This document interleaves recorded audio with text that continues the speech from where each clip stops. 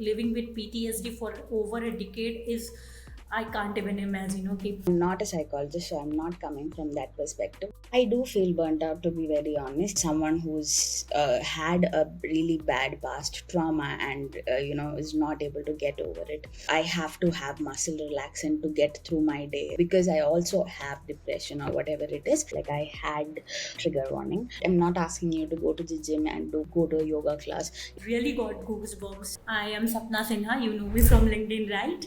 So basically, what I do is I am a content creator. I'm marketing. I'm into marketing. But when I got into marketing, I was very curious about creators journey. Like when they create a content, there are a lot of things going behind, right? So that's why I wanted to create a space where they can talk about their behind the scene, not everyone else. That's why I invited you to join here. So first of all, I would like not just welcome you, to applaud for you for the work you are doing, like helping women and making a space for women where they can confidently talk about themselves, making them achieve something, making them control of high achieving work they are doing, and also building confidence is something that is not very easy work to do.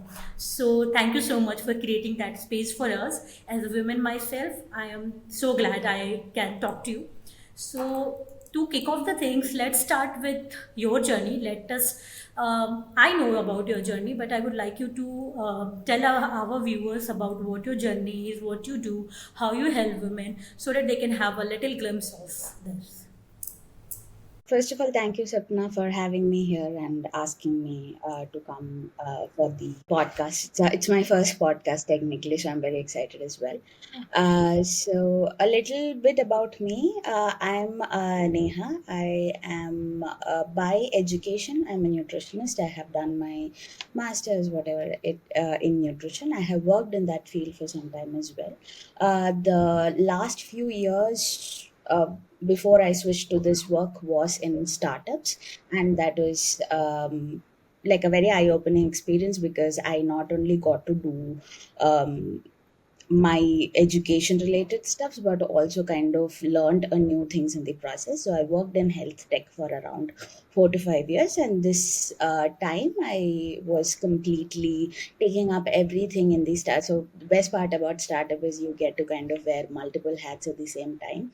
So I think that was something like I really enjoyed doing that. So by the end of these 5 years, I couldn't recognize myself as just being a nutritionist. I had evolved into something else. So my last job was as VP of an organization, and I was leading a team of 90, 80, 90 women. And I think that was kind of the point where I understood that I really feel more close when I work with women, or more purposeful when I work with women in general. So I think that was the turning point. But I did not know like a coaching or mentoring is actually a field that you can do. I always used to think it's just a made up thing. I did not know that it is a real thing, but I did some research into it. I'm 31 now. It's too late to go into the education to become a psychologist. So I was looking at what is something else that I could try, and this popped out, being a coach. So I am getting my accreditations for it.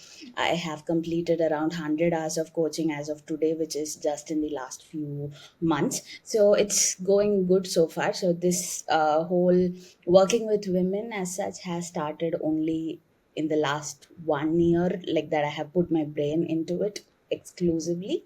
So yeah, that's something. Great. I can totally relate to working in a startup because in my career I have worked with multiple startups, and I think that is the best part about being in a startup is you get to hold a lot of responsibility, and that make you have a lot of confidence and a lot of work experience as well. Other than this, I can also relate that. Everyone can't be a psychologist, right? You can't have Mhm. a degree, but everyone have their own journey where they face something, and when you put out those feeling for other, they feel confident that okay, I'm not only one that is feeling this and that who is going through this kind of phase. a lot of people is going through this, and maybe I can do something about it. So I'm really glad you started this journey. So for my next question, I was going through your profile, right? And I got to know you had you have faced panic attacks, you have faced depression, PTSD, and turning those struggles into a way to help others take a lot of guts. For me, it is like a big thing. I know so many women go through these silently. Even I also have faced a lot of depression because of something. So every woman go through this phase. So I just want to know, feeling self doubt, being completely alone. So what was that phase of your life when you were facing this, and then suddenly you decided that okay, this is I have to get out of it, and I have to make a space for people who is facing these things, so that they can trust me, they can talk about it. Maybe you were not the person who, a lot of people don't get that kind of support, right? Even Deepika Padukone, when she was talking about her depression, no, she mentioned that a lot of people don't have the ability to talk to someone. So talking to someone is a big thing. So what made you come into this journey after facing that phase of life? So, one thing I want you or anyone who listens to know is that it's not something that I'm over completely. It is a part of my life more than anything. I'm not a huge fan of actually putting people into the boxes of, yeah, this person has PTSD, this person has depression. But because I am talking more about it, I thought it is valid to bring those names up so that people also recognize the kind of toll it takes on your day to day life, the symptoms it comes with, etc. So to be exact, I have something called recurrent depressive disorder, meaning that it is not a one time thing. I have it at least few months once or something like that. So it's something that has been going on, and this has been going on for a decade now, which is a really long time to live with. And so it's like a triad of things. It comes together. When you have depression, you also tend to be a little anxious about new experiences, or so it kind of connects with each other. So that is the thing. So like the core crux of my diagnosis was PTSD and recurrent depression, and from that the other things kind of started coming up. Now, with to your question, what made me want to work with other people, plus, in spite of having these things, is because, as you said, we don't talk about it as openly. Even if we do, there is only a certain limit that we talk about. Like, for example, this Fear Deepika's of one judgment. the Deepika's one interview became a huge this thing, which was like 2-3 minutes of she's sharing something, probably, or I think it was a 1 hour video. I don't remember, it's long back. But in spite of that, it was just a very short period of time. But for someone who lives with it, it is a day to day experience, and the ugliness of it is usually not shared. And in a world right now, when we get sad, we call it depression. When we get a little tensed or stressed, we call it anxiety. In that world, to actually talk about, hey, that's not what it is, it is more severe than that. I think that I wanted to create more space for that, where people can say, "Ki, it's very ugly and I'm going through it, but you know I need you to listen to me." Right. So I think that was a very important thing for me to do. And yeah, I think I remember my therapist telling me ki, we choose our work with respect to what we have gone through in our life. So I think it has been a calling for me, that I don't want people to suffer the way that I did. I did not have the kind of support that I have today. So it's 10 years, right? It's a very huge part of my life, like, and Sure. I don't recognize myself without it to a certain extent. So I think I did not want anyone to go through life like I did, and I wanted to be the person who I needed at that point in my life. So I think that was my motivation more than anything. I can totally relate. I was suffering from this for a year only, okay? At that time, I can't even explain in words what are those feelings was. And there were people around me. It's not like I didn't have, I was have, especially my sister was there, my friends were there, everyone was there, but no one can help me because they were not going through that phase. So relating is bit difficult, and you have like living with PTSD for over a decade is, I can't even imagine. Okay, so in your journey, like in this 1 year of your journey, did you get to know a lot about? I think you have a lot of story about your client, a lot of story about yourself. So, is there any particular story you would like to share that okay? This is something you need to understand, because I don't want to hear the personal story. I just want to understand the symptoms, because right now what's happening is in this Gen Z generation, no, everything is depression. You are going through anything, you are into depression only. So then figuring out what is depression and what is not is very difficult in this space. So I just want to understand from a story to like not me, just everyone who is listening to this podcast, what are those signs, what are those thing you need to realize that okay, I need help right now, I need to work on myself right now, I need to take a break right now, and I am totally burned out. That's a great question. Also, I want to make sure that you know that I'm not a psychologist, so I'm not coming from that perspective. But as someone who has lived with it, I think one of the most important things to look out for is how long have you been feeling certain things. Like I could feel a little sad for 2 days, 3 days because something happened to me today. That is different compared to a feeling of hopelessness, helplessness that extends to weeks and months together. So I think the duration plays a really important role. Ki, for how long have you been feeling low, or have you been feeling hopeless or helpless or anxious? I think that's one of the highest markers I would say to know, okay, this is becoming out of control. I need to take control of it. That is one. And second is the control factor. So anyone who has a mental health struggle usually feel very much lack of control about themselves. They don't have control over their emotions, they don't have control over how they feel on a day-to-day basis. And this starts affecting us because humans by nature need control. So when that kind of goes away from our hand, we tend to, either take impulsive decisions or try to get control of our life back. Like, for example, coloring our hair, getting a tattoo, like, just do something so that I feel a little bit more like myself, that I have control over my body. So I think that is also another thing, like, where there is a feeling that I cannot control what is happening with myself, my life. Like, that is not a normal thing to feel on a regular basis.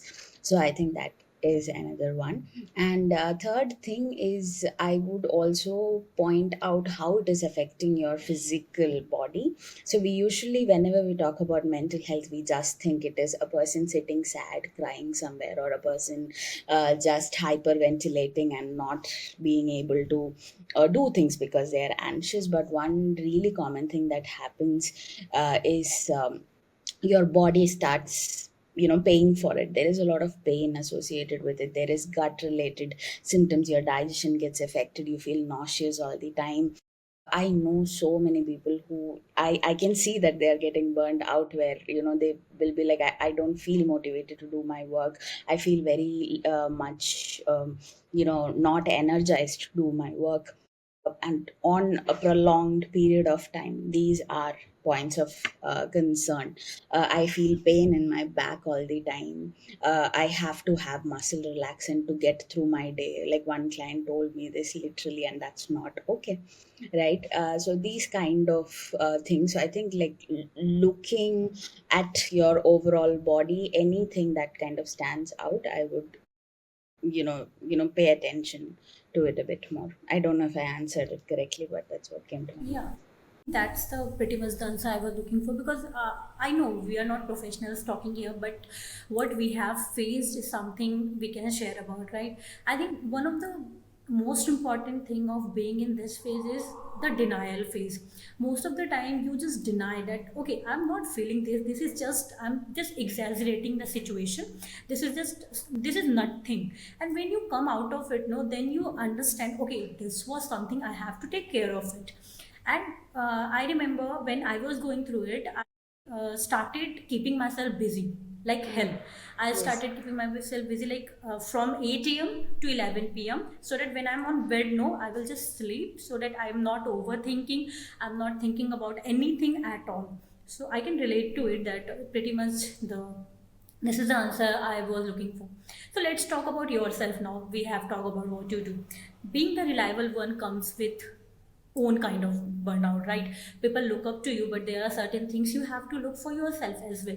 So what's the struggle you face that people would not normally see, and how do you manage to, you know not feel burnout from the work you are doing? I do feel burnt out, to be very honest, and it is a very emotionally taxing work. Like, I don't take more than a certain number of clients at one time, because when I talk to them, though we talk about work related stuffs a lot, your personal life affects work a lot as well, so you kind of start going into discussing about personal life as well. And again, this varies from person to person, and the issues are really big. Like, someone who's diagnosed with something really severe, or someone who's going through a really problematic marriage, or someone who's had a really bad past trauma, and is not able to get over it. So it is very intense work. Even if it is like 1 hour of call with one person, it does make me a little tired at the end of it. So it is taxing work, so I'm very aware of that. So as precautions, or like, I make sure, I am someone who strongly believes in the thinking, if I am not full myself, I can't give anything to someone else. Right, like, I can't pour into others from an empty cup. So I'm very aware of that, so I make sure that the cup keeps refilling itself. So for me, that looks like I go to therapy weekly once, or 15 days once, depending on like the schedules and stuffs. And I have like a whole team looking out for me. I have a great therapist and a psychiatrist who's helps me. I have my partner who's like more than supportive, and who's always, like, um, There kind for of the you. person who anchors me to the ground. So I think that is really good. And to myself, I read a lot of books and I embroidery, so that I feel like, at some time where I'm not thinking about someone else or something else, but I'm just doing something with my hand. That helps me a lot as well. Yeah, so these are some things that I do right now to make sure that it's not getting too much. But at the same time, I also tell my clients very openly when I'm not feeling up to it, like, because I also have depression or whatever it is.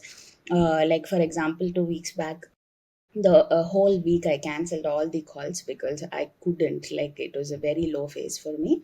So I just told them ki, hey, I'm in this thing, I won't be able to do the call this week, but what if you have anything really pressing, you message me, I'll help whatever I can. But other than that, this week I might not be able to do it. So I think having a very open discussion about it has also helped me to kind of set boundaries. Ki, hey, right now it's about me, and like next week I'm coming back to you.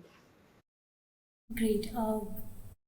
For me, like you say, that you do embroideries and everything. I think every person should do something like that. For Mm. me, it's music.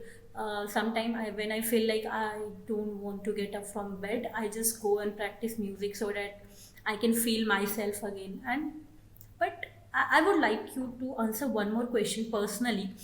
Basically, what happened right now, a lot of people are going through stress, a lot of people are going through this kind of phase. But the problem is, they don't know the difference between a psychologist or psychiatrist. They don't know whom they should connect to. They don't know. And most of these things are because they think it's very, you know, costly. It's very costly. Talking to a psychiatrist, very good psychiatrist, to talking to a psychologist is very, something that everyone can't afford, right? So what is your advice to those kind of people who who are just following you on LinkedIn or something? What type of things you like to do so that they feel comfortable, they feel a bit less, you know anxiety free? Right. Um, I don't think it is just a notion that it is costly. I do believe it is costly because right now, if I'm able to afford it, it is because I'm like 10 years into my career and I have some kind of financial, Stability. support, right? Yeah, stability. So I'm able to manage that, but that was not the case few years back. I couldn't afford it, to be very honest. And on those times, uh, I have noticed ki when there is a money problem or something of that sort, the first thing that we usually give up on is self care, self related stuffs. Like I'll stop going to the gym and save that money. That comes out very naturally for us, and that has happened with me as well. There is so many times I have stopped after some sessions because like I don't have the money anymore to afford it. So it is very, very true that it's quite costly, unfortunately.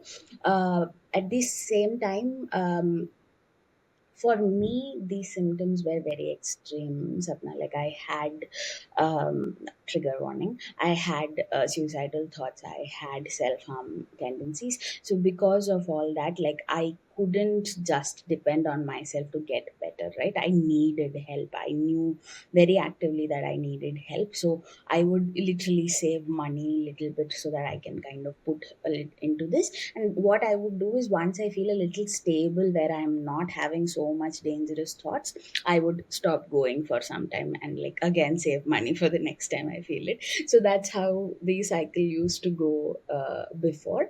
And now, thankfully, it is in a much better shape. This is also why I wanted to kind of do the coaching thing. And so when I was doing the training for coaching, they were telling how much a coach costs, right? So they were giving examples of there are sessions which is done for 5,000 to ranging to 25,000 for 1 hour, whatever. But I was very, very honest, and I needed to work with young women. I don't care if they don't have too much money to give to me. I wanted to work with people who are still figuring things out and they are not able to handle things, because that crowd is usually not given too much attention. From a business perspective, I understand, like if I had to depend completely on my work right now for money, I might not be able to survive, with whatever I get. But at the same time, it is people like me who have a little bit of stability, I think, can create a space as well for more conversations. So I think that's also another reason why I wanted to do this particular thing. And right now we do talk a lot about emotions and things where I'm not diagnosing people, I'm not telling them too many the mental health related Clinical. things as Yeah. much, but I do help them cope better with it, either from my own experiences or I just go research about it and find the best possible thing that I could work with this person for. So something that I really concentrate most on, at least in the beginning few months, is working on your body, that is like breath work and stuffs like that, right? Every session usually I end with a meditation. I send them voice recordings to listen to it at night. It is like 2 minutes, 3 minutes, that's enough. But sit with yourself, sit in the discomfort of your body and just breathe and feel, it's okay, it will pass, right? So I think to kind of get people to slow down is something that I see as my first task to do, especially the anxious crowd. They are really like, what is next? Like, can I just like, that thing comes up when you have anxiety, and to kind of get them to slow down is very important. So yeah, that's what I do. Yeah, from your answer, I got two things. Like there are two side of coins. First, you have to understand if you are taking care of yourself, like you are eating, you are going out, you are doing night out with your friend, you have to understand you can make a bit of saving for your mental health as well. Second thing is, if you really can't afford something like that, you have to look for options that are under your budget. And I think everyone, I don't know if I'm correct or not, but I think everyone should have one friend, one, partner or relative, someone they can talk to, like, totally without the fear of judgment, without the fear of, this will make my secret reveal or something. So I think everyone should have that person, and Yeah. you are being that person for a lot of people. So once again, thank you so much. So my next question will be, to the viewers and for me as well, what are the small habits or you can say a small daily habits or small stuff we can do in our day-to-day life to avoid this kind of situation, or to make ourselves feel a bit better? I would start with a fact that your brain has the capacity to lie to you. Always know that. So it is, your thoughts can be um, just a series of lies. If it is telling you that you are not good enough for something, it could also be a lie as easily as you believe it is a truth. So I think one of the top things is remembering that, it probably not the reality. Let me just calm myself down and think about it again. Right. So I think knowing that is really powerful, that our thoughts, our brain can lie a lot. Second thing, I think a routine goes a long way when it comes to mental health related things. When I say routine, it is very fixed in the sense ki, I wake up at this time, I spend the morning doing this particular thing, then I work from this to this. There should be a point where I stop my work and then I do my personal stuffs after this to this, something that kind of flows through the day where you are also putting some time for yourself, even if it is 15 minutes, 20 minutes, some ritual that is only for yourself. I think that really helps. Like, I get my clients to do all kinds of things. Like, there are people who just, after work, we call it a post work ritual, so that we feel that we have disassociated from the work, we have disconnected from the work, right? So after work, we'll do something that is just ours, 15 minutes, 20 minutes, 10 minutes, it's fine. Right, so it could be just moisturizing your skin, or it could be, I remember one of my client was worried about her dark circles, so she was doing some kind of a face packs for it. So it could be anything that you want to do. Like, for me, it is listening to books, or anything, but a 15-minute window which is only yours. Actually read that. I am not asking you to go to the gym and do patani whatnot and like go to a yoga class. If you're able to, please do, but even walking very slowly, don't walk fast, just go outside, get the air, walk around, and those things, like, feel connected to wherever you're going towards. Nature. I think those really help, especially in moments where you feel very overwhelmed. I think getting up, moving about, physically taking yourself out of the situation helps you a lot to kind of get out of it. I have seen a lot of great people who work really good take breaks to just walk around the park outside the office, or they'll just walk on the road outside the office, and those are the moments where they are kind of trying to ground themselves, and that really does work. So don't just keep sitting in one place or just lying in one place. Try to move around, definitely helps a lot. That would be another thing. Like, I don't want to say the usual things, eat right and sleep on time, like, though those are really really important. So I'm just thinking of very tiny small habits that we can pick up. I Another thing I like really have seen work with my clients is I give them some breathing exercises, very specific. Like, it can be box breathing, it can be butterfly hug. There is something called as a butterfly hug. So these things where it's like 5 minutes cutting, but you can do this when you're feeling very overwhelmed. So immediately you kind of sit yourself down, do these things, and you feel a little bit more calmer. So your decision making based on your anxiety, based on your depression, based on your insecurities changes because you're taking a moment to, you know, reduce your this thing. So I think that's one thing. So the control as a person that Neha has in her life lies between the moment a trigger happens and my response to it. That's the window where my control exists. I can either react to it by being like, hey, how dare you do that to me? Or I can respond to it like, hey, I'm sorry, I don't think this is a wise conversation I want to have. I want to set a boundary here, right? So working on that moment is the whole thing. So like whatever helps you with that. So basically breathing exercises, movement are something that I give a lot of importance to. Right now, no, especially in Instagram world, what is happening is people are copying other people life. They are trying to Yeah, copy other people life, their daily habits, and this is what some this I think this is also one of the reason that contribute to their mental health yeah. problems, because they Comparison. are so influenced by the people whose life they don't even know the behind the scene of that particular creator, and they will just copy them, and after some time they will feel like, okay, I'm exhausted. So doing small thing is very important, and I can totally feel it. So let's wrap this up. I have two questions when I'm doing Creator IRL. No, I ask this question to a lot of people. First of all, being a creator, it became a very huge thing in this ecosystem. What is the definition of creator as per you?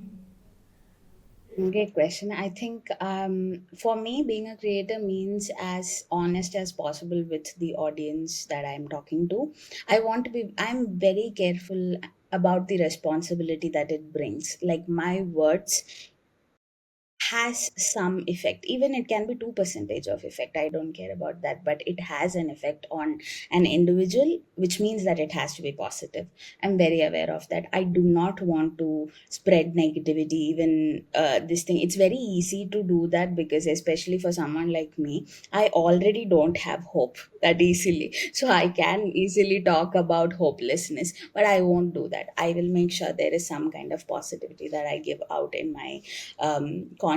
I think that's again something that I am very strongly believe in. So one, being very real and authentic and giving the truth of the experiences and not exaggerating and making up stories. At first, I personally hate being lied to and lying as well. So it does not come naturally to me. So it is easier to stay real, and to make sure that you know the responsibility that you're coming up with as a creator, which is that people who are reading your words, they take something from it. So make sure it is something good that they're taking away from it.